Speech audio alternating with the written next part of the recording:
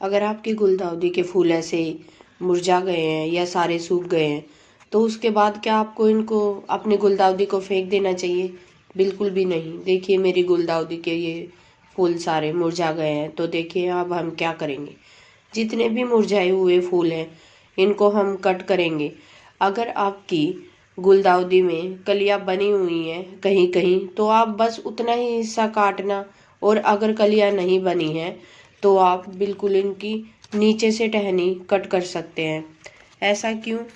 क्योंकि अगर हमारे सभी फूल सूख गए हैं तो उनको अगर हम फरवरी के शुरू में या जनवरी के लास्ट में इन सारे फूलों को कट कर देते हैं तो इसमें हम दोबारा से भी फूल ले सकते हैं। जी हाँ, आप अपनी गुलदाउदी को दोबारा से ब्लूमिंग ले सकते हैं। तो चलिए सारे फूलों को कट कर देंगे हम। जहाँ से नई नई ब्रांचेज आ रही है ना, वहाँ से सारे फूल कट करने हैं। अगर आपकी गुलदाउदी में कोई भी नई ब्रांचेज नहीं आ रही हैं तो आप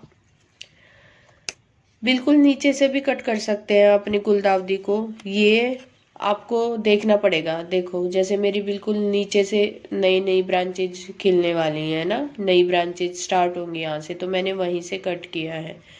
अगर आप टाइम रहते कर देंगे, जनवरी के लास्ट में कर देंगे, तो हो सकता है कि आपको फरवरी के लास्ट तक बहुत अच्छी दोबारा से फ्लावरिंग मिल जाए इसमें गुलदाउदी में।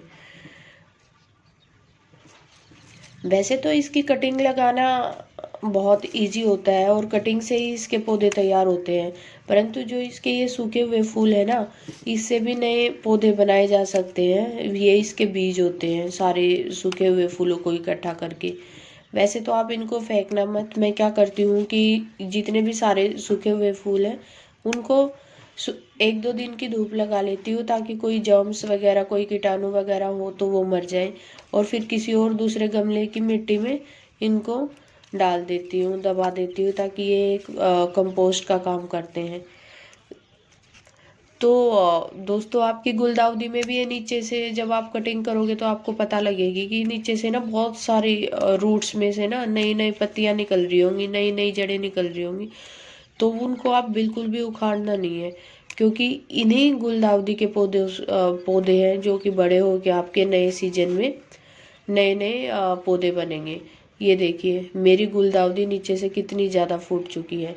तो इनको मैं ऐसे ही रखूँगी, और यही अलग अलग गमलों में मैं नेक्स्ट सीजन में लगा लूँगी, जिससे कि मेरे पास गुलदाउदी के 10 से 12 गमले तैयार हो जाते हैं। तो दोस्तों कटाई करने के बाद आपको क्या करना है कि हमें दूसरा काम करना है, जो कि है सबसे ज़रूरी और सबसे महत्वपूर्ण काम। गुड़ाई करनी है अपनी गुलदाउदी की, है ना। गुड़ाई करने से क्या होगा कि इसकी जड़ों को अच्छे से हवा मिलेगी। इसके आगे से जो भी हम पानी खाद देंगे इसमें वो इसकी जड़ों में जाएगा ही, और इनको भोजन के रूप में मिलेगा। परंतु गुड़ाई करते टाइम हमें इतना ध्यान रखना है कि इसकी जो जड़ों से नए नए रूट से जो पौधे आ रहे हैं ना, उनको नहीं खराब करना है, क्योंकि इससे ही तो हमें नए पौधे बनाने हैं नए साल में। इसके बाद गुड़ाई, सारे पौधों की गुड़ाई कर देंगे। गुड़ाई करने के बाद हमें इसमें फर्टिलाइज़र डालना है। फर्टिलाइज़र का क्या है कि आप डाल सकते हैं, जैसे वर्मी कंपोस्ट डाल दिया, है ना। मैं तो अपने हर पौधों में क्या करती हूँ कि केले के छिलके का पाउडर बना के रखती हूँ, प्याज के छिलकों का पाउडर बना के रखती हूँ, चाय पत्ती, यूज़ की हुई चाय पत्ती को छान के धो के अच्छे से उसको चाय पत्ती का भी कंपोस्ट तैयार करके रखती हूँ। तो ये देखिए मैं जैसे गुड़ाई कर रही हूँ, आप भी गुड़ाई कर सकते हैं। दोस्तों की गार्डनिंग करने के लिए ना आपको किसी भी खास महंगे सामानों की ज़रूरत नहीं है। आपके पास फोक तो होते ही हैं, है ना, चम्मच होते हैं, उनको भी हम अपना गुड़ाई का कुछ भी यूज कर सकते हैं। तो ऐसा है कि बस हमें तो अपना जितना ज़्यादा हो सके घर के सामानों को यूज करना है। ये देखिए मैंने फर्टिलाइज़र तैयार करके रखा हुआ है। इसमें मैं अब हर किसी में एक एक मुट्ठी, दो दो मुट्ठी चाय पत्ती डाल रही हूँ। ये है मेरे केले के छिलके का पाउडर, जिसको मैंने केले सुखा के पीस के रखा हुआ है। और ये प्याज के छिलके। वैसे तो मैं अपने प्याज के छिलकों को क्या करती हूँ कि धूप लगा के और उनको ग्राइंड करके भी रख लेती हूँ, पर अगर कभी टाइम नहीं होता है तो प्याज के छिलकों को ऐसे ही मिट्टी में दबा देती हूँ। ताकि फिर जो इनके अंदर नाइट्रोजन होता है ना, फॉस्फोरस होता है, पोटास होता है, वो धीरे धीरे जब भी पानी, जितने बार भी इनमें पानी मिलेगा आगे अपने आप कंपोस्ट होते रहेंगे ये, और बहुत अच्छे से फ्लावर करते हैं मेरे तो सारे गुलदाउदी के पौधे जब भी सीजन आता है। परंतु दोस्तों अगर आपको दोबारा से अपने पौधों में फूल लेने हैं ना, तो इसमें सबसे ज़रूरी बात ये करनी है कि आपको ये सारा काम करना है जनवरी के लास्ट में या फरवरी के पहले वीक में। उसके बाद ये अगर फूल लेने हैं तो इनको खाना भी अच्छा चाहिए, तो आपको हर 5 से 10 दिन बाद इसमें फर्टिलाइज़र देना पड़ेगा।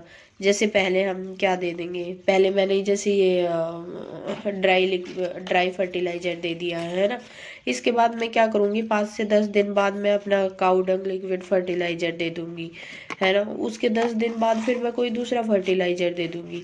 जैसे कि मेरे पास वर्मी कंपोस्ट में लेके रखती हूँ ना, वर्मी कंपोस्ट को पानी में भिगो के 24 घंटे उसकी वो वर्मी कंपोस्ट ही बन जाएगी, फिर इसको दे दूँगी, ठीक है। ऐसे ही हर 10 दिन में अगर हम अपनी गुलदाउदी को फर्टिलाइज करेंगे तो इसमें दोबारा से फूल भी आएंगे और बहुत अच्छे से आएंगे। परंतु हमें एक बात का ज़रूर ध्यान रखना है कि कभी भी अगर हमारे गुलदाउदी के फूल एक बार आके मुरझा गए हैं, सूख गए, तो हमें उसको उखाड़ के नहीं फेंकना है, कम से कम एक गमला तो अपने पास रखना ही है। क्योंकि ये जब अगली सीजन आएगा ना, बारिश आएगी जून जुलाई अगस्त में, अगर हम इसकी अपने एक ही गमले की गुलदाउदी से कटिंग कर करके पौधे लगाएंगे ना, तो हमारे पास बहुत सारे पौधे हो जाएंगे। और ये देखिए दोस्तों, मैं तो अपने सारे सूखे हुए फूलों को ऐसे इकट्ठे करके रख ले रही हूँ। अब इनको 2-3 दिन धूप लगाऊंगी, उसके बाद इनको मिट्टी के अंदर दबा दूंगी, क्योंकि ये तो बहुत अच्छा फर्टिलाइज़र का काम करते हैं। तो बताइए दोस्तों, आपको ये वीडियो कैसी लगी? आप भी अपनी गुलदाउदी के पौधों को एक बार फूल लेने के बाद बिल्कुल भी मत फेंकना, उनको अगले साल के लिए बचा के रखना। और अगर आपके पास टाइम हो तो आप जनवरी के लास्ट में और फरवरी से पहले इनको अच्छे से कटिंग करके हर 10 से 15 दिन बाद फर्टिलाइज करके दोबारा भी अपने पौधों में फूल ले सकते हैं, और दोबारा भी आपकी गुलदाउदी फूल करती है। ये ज़रूरी है नहीं है कि एक बार अगर आपने अपनी गुलदाउदी में फूल ले लिए तो दोबारा से नहीं ले सकते। आपको ये वीडियो कैसी लगी? अगर आपको ये वीडियो पसंद आई है तो इसको ज़्यादा से ज़्यादा लाइक कीजिए।